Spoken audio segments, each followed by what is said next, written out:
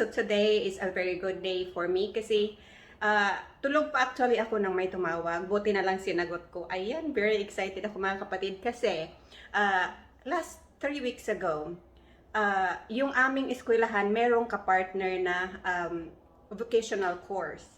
Nung nag-meeting po, nung nag-Zoom meeting po, ay sumali po ako. So yun pala, yung parang fair na yon ay doon sa gagraduate na. So, sumali ako, pero pinaliwanag ko po sa kanila na isang subject na lang ang aking kailangan ipasa. At saka alam niyo po ba, sinabi ko kasi sa kanila na super interested po talaga ako matuto ng computer or IT.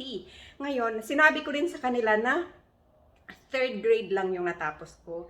Tapos, parang ano sila, parang hindi naman sila interested sa akin. Tapos, nagulat po ako nung last week, tinawagan at sinabi nila sa akin na interesado sila sa aking story at naku, naging emotional ako. Interesado po sila sa aking story at willing daw po silang turuan ako. Tapos sinabi ko sa kanila, I'm not good studying online kasi nga vlogger ako. Kung tuturuan ba ako nila sa eskwelahan nila, kung papupuntahin nila ako sa eskwelahan nila, gusto ko po talaga on-site kasi hindi nga ako pwede online, hindi ako makapag-concentrate online. Ang sinabi nila sa akin na ang kukunin lang talaga or tatanggapin lang talaga nila on-site ay yung talagang magka-college. So sabi ko, okay. So parang nawalan pa ako ng pag-asa. Bigla pa akong tinawagan ulit. I think Wednesday or Thursday na willing sila turuan po ako. So ngayon, in-enroll nila ako online. Tapos pinadalhan po ako nila ng assessment. Ay naku mga kapatid, ako po ay parang parang nawalan pa ako ng pag-asa kasi yung mga score ko po, ang pinakamataas ko pong score sa assessment ay 50%. So, it's not passing. At ngayon nga pong umaga, na-shock po ako. Kasi tinawagan ako, pinapupunta ako sa eskwelahan. Kaya super happy po talaga ako mga kapatid, I swear. You know, gusto ko talaga matuto kasi syempre dito lahat ay online transaction. Tapos, ito po yung pagkakataon talaga na grabe, 'di ba? Nahulog sa aking harapan, hindi pa ako qualify pero pinapasok po nila ako. Kaya ayan, very excited ako. Pupunta po ako ngayon doon with my husband. Ayan guys, mag-a-update po ako sa inyo ngayon mga kapatid. Ako po ay super nagpapasalamat. Actually, very grateful po talaga ako na narito ako sa Amerika at nakapag-asawa pa ako ng Amerikano kasi po dito po kasi talaga ay libre po ang pag-aaral. Maliban lang kung super rich ka talaga at magpupunta ka or mag-enroll ka or mag-aaral ka sa Harvard or something, right? Nakapasok na po ako. Nag-umpisa na po ako, I think, 1 week na. Umpisa po ng aking pag-aaral as an IT. You know, IT daw. Pinanindigan na talaga yung pagiging IT. So anyway, dito po kasi sa Amerika, isa po ang napakaganda po dito talaga at napakaswerte po ako kasi dito po ay libre lahat. Okay? As long po na ikaw ay, dito kasi, kakaiba po kasi talaga sa Pilipinas. Ito po ay totoong, real talk po ito. Dito, kahit uugod-ugod ka na, basta willing ka magtrabaho or may diploma ka lang, kahit high school diploma lang, at willing ka talaga magtrabaho, makakapagtrabaho ka po talaga. Meron po talagang trabaho sa iyo, para sa iyo. So, ngayon po kung bakit po ako super happy, kasi po dati nangarap lang po talaga ako na matuto mag-computer, at ito po may nahulog sa aking harapan, pag-aaral. Kasi, nasa pangatlong baitang lang po ako mga kapatid. Dati ang sinasabi ko sa asawa ko, gustong-gusto ko talaga matuto ng computer. Uulitin ko lamang po. Ang sabi ng asawa ko, kailangan na mayroon kang high school diploma para ka makapag-enroll sa vocational course. Kung ikaw po ay marunong lang talaga mag-grab ng opportunity na mahuhulog sa iyong harapan, sigurado po talaga gaganda ang iyong buhay. Hindi naman po talaga sa naghihirap talaga kaming mag-asawa dito. Nakakaraos naman kami araw-araw. Pero ito pong aking pinasukan ngayon ay magbibigay po ito ng magandang opportunity sa akin in the future kung ako po ay magsisikap.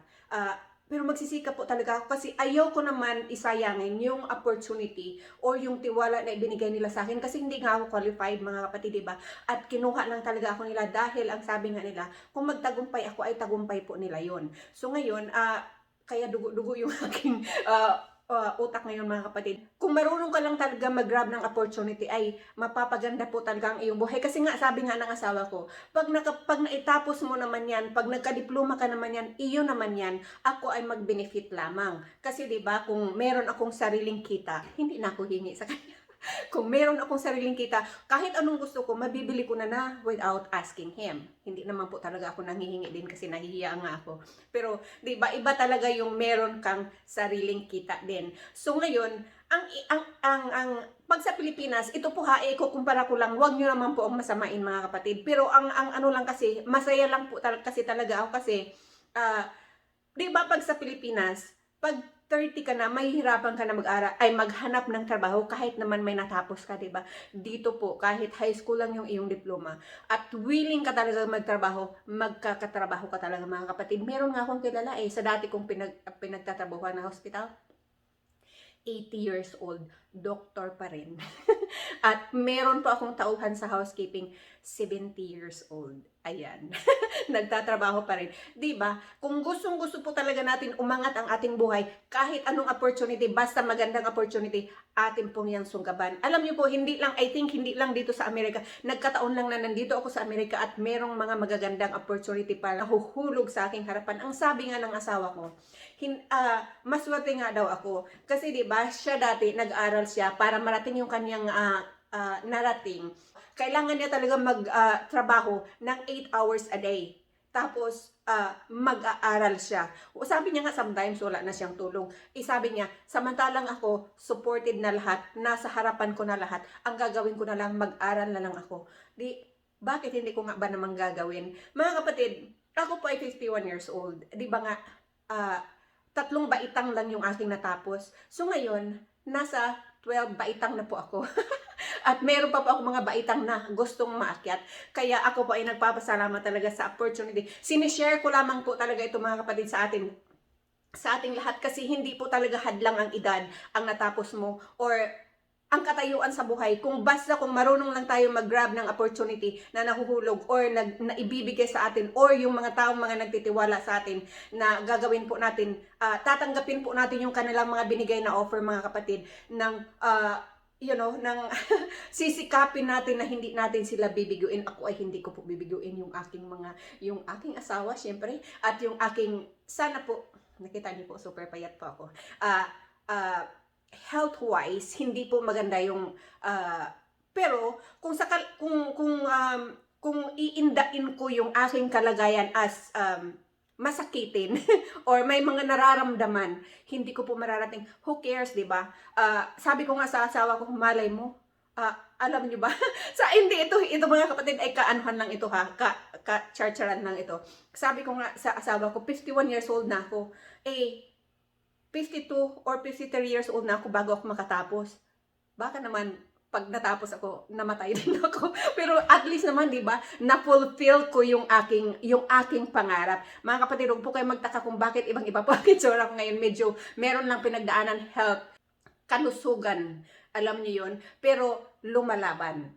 Hindi hadlang ang may karamdaman ka, wala kang natapos, matanda ka na, basta may opportunity, grab lang ng grab mga kapatid. Kasi, at least naman, na-fulfill mo kung ano yung gusto mong i-fulfill. Kasi kung hindi mo naman nagawa nung lumalaki ka dahil sa dala ng kahirapan, ngayon may opportunity ka, i-grab nyo po yan mga kapatid. Tulad ko, di ba? Grab ko yan. Lahat ng opportunity na dadating sa harapan ko ay i-grab ko talaga. I-enjoy ko yung buhay ko. You know?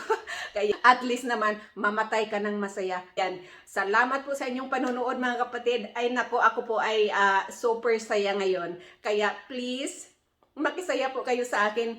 I-subscribe niyo po ako kung hindi pa po kayo nakapag-subscribe sa akin. I-ring niyo po yung bell. At para po maging updated po kayo sa aking mga new uploads. Kung marami pa akong i-uploads. Kaya supportahan niyo po ako mga kapatid. Thank you so much po mga kapatid. At kita-kita po tayo sa susunod po na aking upload. Kaya ayan, bye po sa inyong lahat.